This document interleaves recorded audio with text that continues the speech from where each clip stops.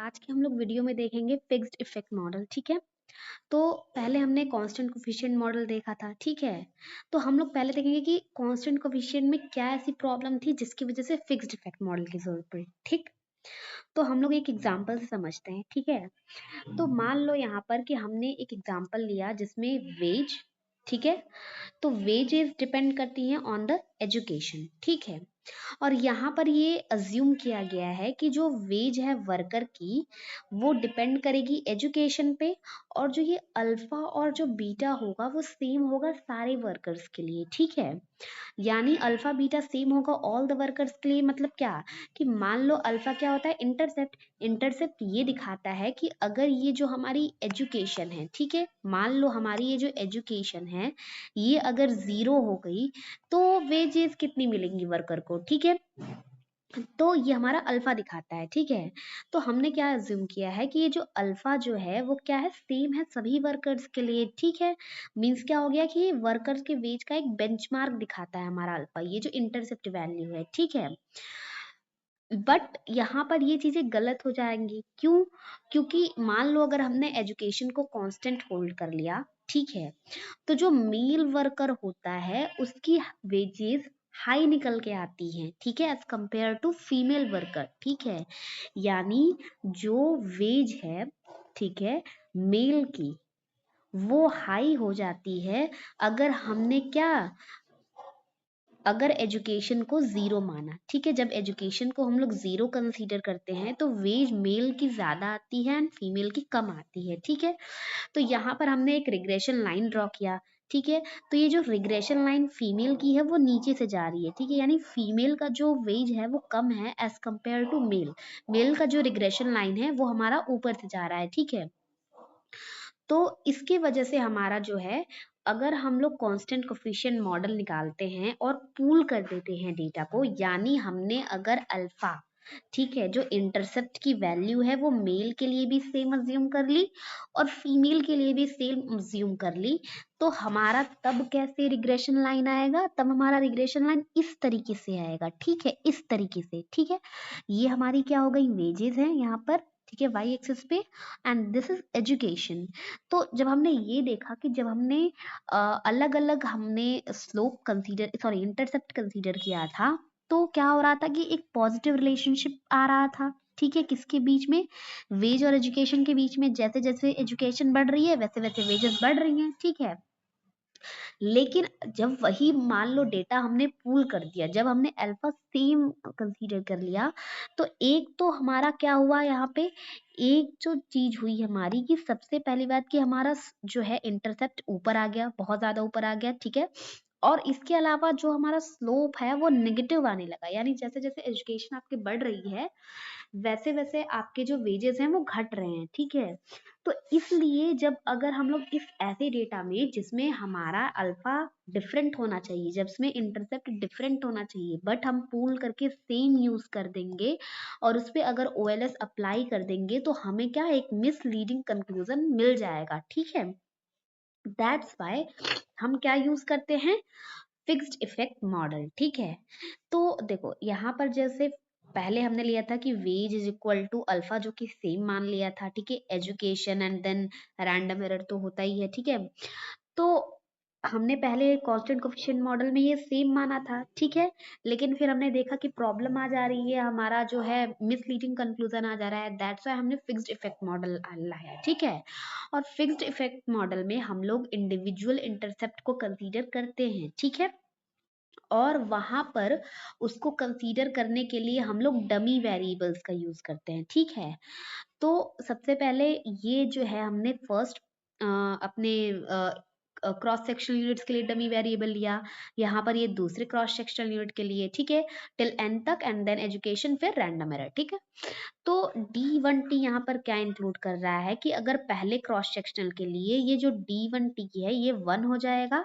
And बाकी सबके लिए क्या हो जाएगा, 0 हो जाएगा। ठीक है, फिर ऐसे ही D21 में क्या हो जाएगा कि इसके लिए जो होगा ये यहाँ पर वैल्यू 1 हो जाएगी और बाकी सबके लिए क्या हो जाएगी, 0 हो जाएगी। ठीक है, तो इस सिचुएशन में ये जो अल्फा 1 है, ठीक है, ये जो हो गया, ये जो अल्फा 1 है वो हमारा क्या दिखा रहा है intercept first cross sectional units का, ठीक है। मान लो ये जो हो गया, ये मेल हो गया, तो ये मेल का इंटरसेप्ट दिखा रहा है, ठीक है। यहीं पे अल्फा जो 2 हो गया वो इंटरसेप्ट किसका दिखा रहा है, सेकेंड क्रॉस सेक्शनल यूनिट का, ठीक है।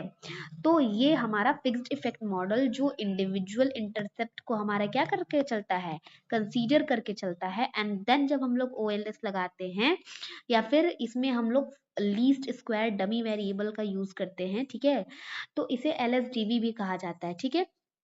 क्योंकि यहाँ पर हम लोग डमी वेरिएबल्स लगाते हैं, ठीक है, डमी वेरिएबल का यूज कर रहे हैं, तो that is known as LSDV, least square dummy variable model भी इसे कहते हैं, ठीक है। अब हम लोग को चेक करना होगा कि फिक्स्ड इफेक्ट मॉडल और कांस्टेंट कोफिशिएंट मॉडल, जिसे हम लोग पूल्ड ओएलएस मॉडल जो बोलते हैं, उसमें सबसे बेटर कौन है। तो इसके लिए हम लोग रेस्ट्रिक्टेड एफ टेस्ट का यूज करते हैं, ठीक है। यहाँ पर हम लोगों ने नल हाइपोथेसिस माना है कि alpha 1 is equal to alpha 2 is equal to till alpha N. मतलब क्या कि सारे जो भी हमने क्रॉस सेक्शनल यूनिट्स लिए हैं, चाहे वो फीमेल हो चाहे वो मेल हो, उनका इंटरसेप्ट क्या होगा, सबका सेम होगा, ठीक है। तो ये कौन सा होता है, कांस्टेंट कोफिशिएंट मॉडल में, या फिर हम लोग पूल्ड ओएलएस मॉडल कह सकते हैं, ठीक है।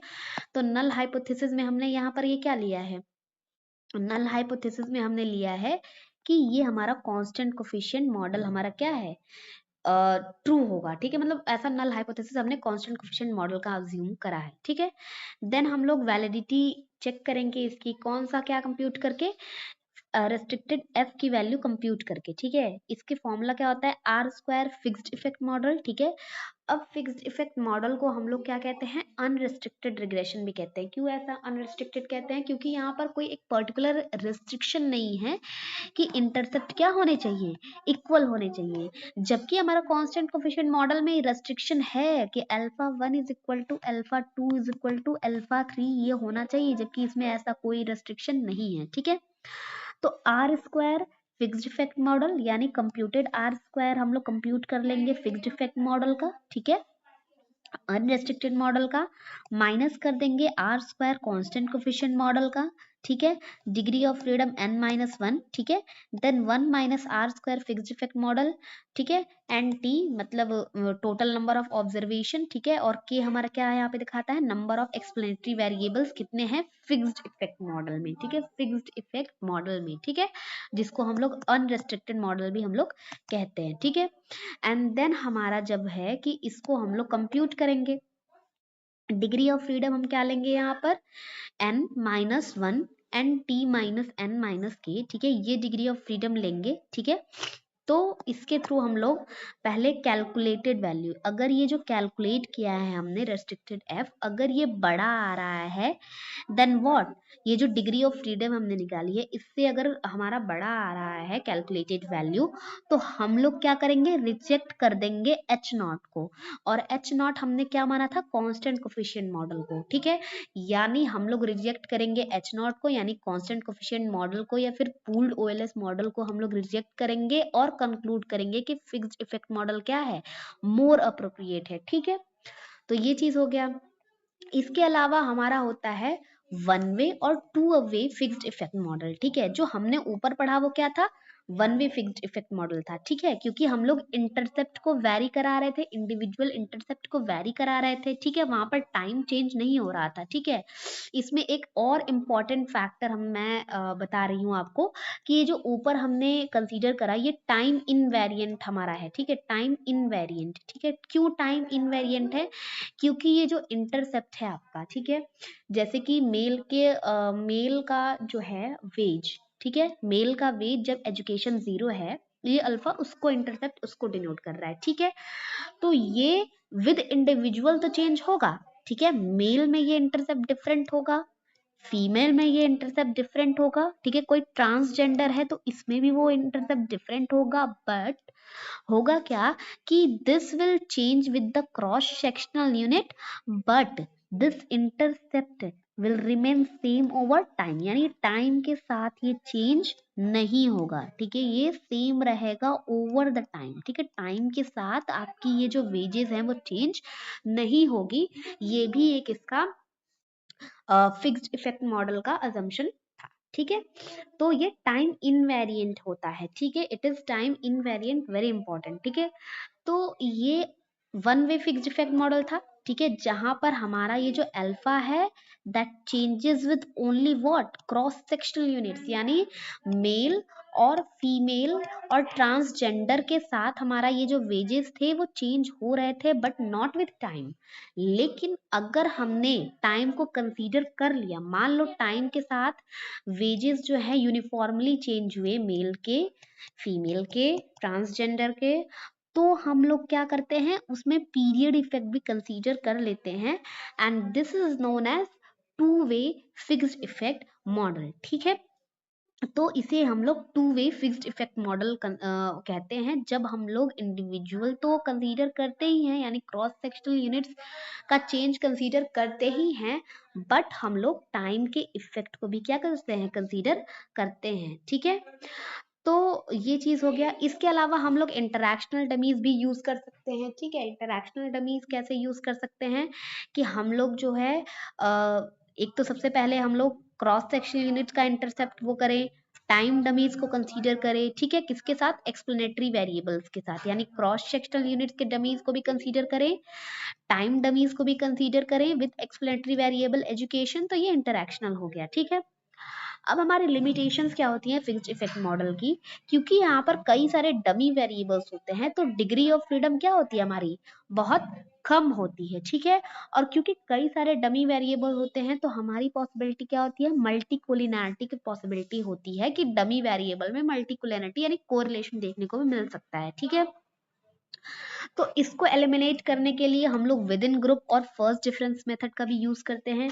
विद इन ग्रुप एस्टिमेट क्या होता है कि जब हम लोग क्या करते हैं, एक्सप्रेस करते हैं डमी वेरिएबल को as a deviation from their mean, यानी जब डमी वेरिएबल को तुम लोग क्या यूज करते हो, as a deviation from their mean, mean से डेविएशन को यूज करते हो, तो उसे विद इन ग्रुप एस्टिमेटर कहते हैं, ठीक है। और जब फर्स्ट डिफरेंस हम लोग निकालते हैं वेरिएबल्स का तो उसे फर्स्ट डिफरेंस मेथड कहते हैं, ठीक है।